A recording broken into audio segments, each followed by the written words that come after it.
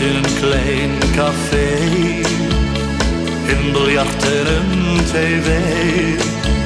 Een oude man zat voor zich uit te staren.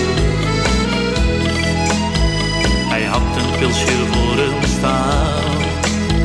Ik vroeg me af, waar denkt hij aan? Hij was getekend door de vele jaren. Zijn vrouw was van hem heen gegaan. Nu was hij heel alleen voortaan.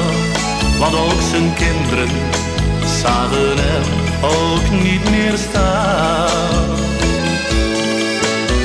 Hij was toch goed voor hen geweest, had steeds gewerkt als een beest. En zat daar stil te dromen hoe het was geweest. Zijn laatste dagen gaan voorbij, eenzaam en alleen zit hij en vraagt zich af, waar bleef die mooie tijd? Naast hem was een plaatsje vrij. Hij keek me aan terwijl hij zei, neem een stoel en kom eens even met me praten. Lachend ben ik opgestaan en heb aan zijn verzoek voldaan.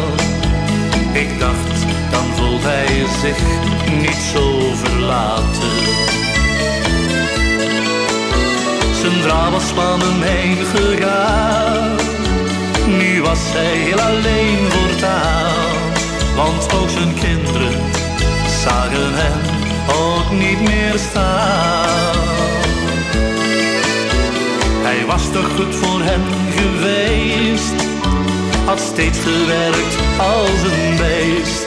En zat daar stil te dromen hoe het was geweest. Zijn laatste dagen gaan voorbij, eenzaam en alleen zit hij en vraagt zich af, waar bleef die mooie tijd?